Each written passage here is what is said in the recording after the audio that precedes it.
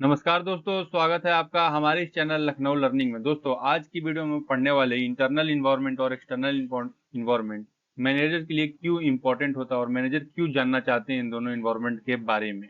ठीक है दोस्तों, तो एक एक करके हर एक चीज़ यहाँ पे हम लोग डिस्कस कर लेंगे और साथ में हम लोग उसका कंक्लूजन भी देख लेंगे कि कंक्लूजन क्या है एक्सटर्नल और इंटरनल इन्वायरमेंट का मैनेजर के पॉइंट ऑफ व्यू से। ठीक है दोस्तों, तो चलिए एक एक करके वीडियो को शुरू करते हैं बिना आपका टाइम वेस्ट किए हुए। ठीक है दोस्तों, तो जैसा कि आप सब मेरे स्क्रीन पे देख रहे होंगे, यहाँ पे मैंने लिखा है understanding both the internal and external environment is crucial for manager because it help them make inform decision aligning strategy with the company goal and response effectively to changes.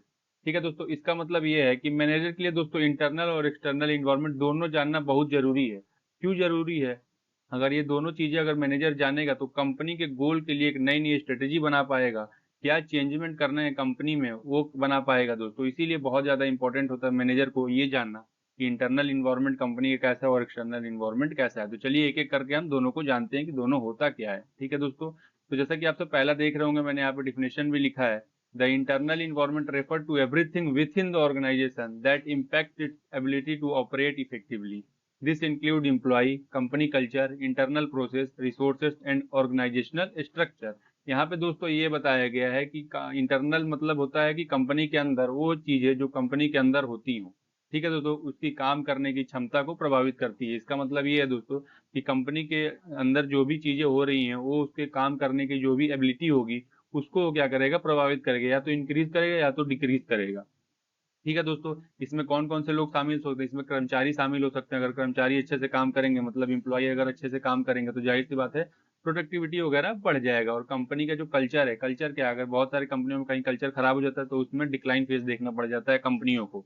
ठीक है दोस्तों, कि मतलब इम्प्लॉय आते हैं चले जाते हैं, इम्प्लॉय आते हैं और डोरमेंट होते हैं, काम करते नहीं है। ठीक है, तो ऐसे करके इंटरनली मैनेजर को ये जानना जरूरी होता है कि कंपनी के अंदर क्या क्या चीजें हो रही हैं और कैसे हो रही हैं। नेक्स्ट यहाँ पे मैंने इंपॉर्टेंस फॉर मैनेजर लिखा हुआ है दोस्तों, उसको भी हम लोग एक एक करके रीड कर लेते हैं। यहाँ पे पहला लिखा है रिसोर्स एलोकेशन। यहाँ पे लिखा है knowing the strength and weakness within the organization help manager allocate resources more efficiently. मतलब यहाँ पे ये है कि अगर आपका मैनेजर जो है इंटरनली अगर सब कुछ जानता है तो उसको ये फायदा हो सकता है उसको रिसोर्स को एलोकेट करने में, कहाँ हमको कितने मैन पावर की जरूरत है, कहाँ हमको कितना रॉ मटेरियल लगने वाला है, इफिशिएंटली यूज कर पाएगा, वेस्टेज इससे कम होगा। ठीक है, अगला पॉइंट यहाँ पे लिखा है मैंने employ engagement. Understanding the internal culture and employ needs can lead to better management practices increasing job satisfaction and productivity. यहाँ पे दोस्तों ये बताने की कोशिश की गई है कि अगर इम्प्लॉय को या फिर इम्प्लॉय के अंदर इंटरनली कल्चर को, कि हमारे ऑर्गेनाइजेशन में कैसा कल्चर चल रहा है, अगर हमको पता होगा इम्प्लॉय की नीड क्या है, उसका सेटिस्फेक्शन कहाँ पे मिल रहा है, तो इससे क्या होगा दोस्तों, अगर मैनेजर सब कुछ जानता होगा उसी वे में वो काम करेगा, उसी दिशा में काम करेगा जिससे उसकी प्रोडक्टिविटी, कंपनी की प्रोडक्टिविटी इंक्रीज होती रहे। अगला पॉइंट जो यहाँ पे लिखा है मैंने, process improvement. By analysing internal process manager can identify area for improvement and implement changes to enhance efficiency. इसमें दोस्तों मैंने ये बताया कि अगर इंटरनली सब कुछ मैनेजर को अगर पता चलते रहेगा टाइम टू टाइम, तो क्या चेंजेस करने हैं ऑर्गेनाइजेशन में ताकि उसका जो प्रोडक्टिविटी हो इंक्रीज होते रहे कंटिन्यूअसली बेसिस पे। ठीक है दोस्तों, तो ये तो हो गया आपका इंटरनल इन्वायरमेंट की बात मैंने कर ली और इंपॉर्टेंस ऑफ मैनेजर की बात कर ली। नेक्स्ट हम बात कर लेते हैं एक्सटर्नल इन्वायरमेंट की। एक्सटर्नल इन्वायरमेंट क्या होता है और मैनेजर के लिए क्यों जरूरी होता है। ठीक है दोस्तों, एक एक करके हम लोग इसको देख लेते हैं। पहले देखते हैं इंटरनल इन्वायरमेंट होता है, एक्सटर्नल इन्वायरमेंट होता क्या है। The external environment include all factor outside the organization that can affect its performance. This includes competitor, market trend, regulation, economic condition and technological advancement. यहाँ पे दोस्तों ये बताया गया है कि एक्सटर्नल इन्वायरमेंट वो इन्वायरमेंट होता है जो कंपनी के बाहर होता है। मतलब वो वही वातावरण होता है जो कंपनी के बाहर होती है और उसी के काम करने की क्षमता क्या होती है, कंपनी को प्रभावित करती है। कैसे करती है, मैं आपको एक एग्जाम्पल के तौर पे समझाना चाहूंगा। सपोज दैट कि आप कोई एक्स फैक्ट्री में काम करते हैं और वहाँ पे एबीसीडी प्रोडक्ट बनाया जाता है। सेम एक कंपनी वो भी एबीसीडी प्रोडक्ट बनाती है और क्या करती है दोस्तों, वो अपना प्राइस कम कर देती है, आपकी प्रोडक्ट की क्वालिटी अपनी अच्छी कर देती है, तो उससे भी आपके ऑर्गेनाइजेशन पे, आपकी कंपनी पे इफेक्ट पड़ेगा, क्योंकि वो अच्छा सामान दे रहे हैं लो प्राइस में और आप उसी प्राइस में उतना अच्छा सामान नहीं दे पा रहे हैं, तो कॉम्पिटिटर क्या करता है, इफेक्ट करता है।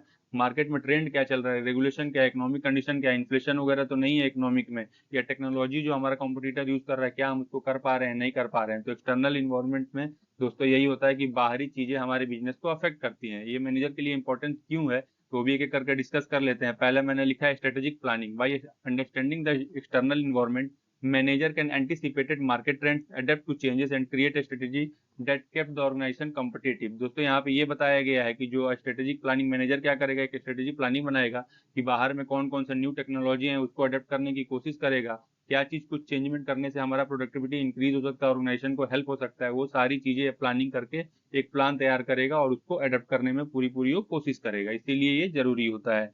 रिस्क मैनेजमेंट, अगर हमको पता होगा कि बाहरी दुनिया में क्या चल रहा है तो हम अपना जो रिस्क है उसको हम कंट्रोल कर सकते हैं, मैनेज कर सकते हैं। कैसे कर सकते हैं, जैसे यहाँ पे लिखा है awareness of external risk such as economic downturn और regulatory changes allow manager to develop contingency plan. यहाँ पे दोस्तों ये बताया गया है कि अगर हमको पहले से पता होगा कि हमारा एक्सटर्नल रिस्क क्या क्या हो सकता है, अगर इकोनॉमी हमारी डाउन जाने वाली है तो हमको क्या करना है, हमारा जो उत्पादन की प्रक्रिया है उसको कंटिन्यूअसली सेम रखना है, अदरवाइज हमको कम करना है ताकि हमको फ्यूचर में लॉस हो सके या ना हो सके। हमारा वेयर हाउस में कितना सामान रहना चाहिए, मतलब गोडाउन में, ताकि हमको हमारा बेनिफिट हो सके फ्यूचर में भी। ठीक है, तो हमको इससे क्या होगा, रिस्क को हमारा इजीली मैनेज कर सकेंगे।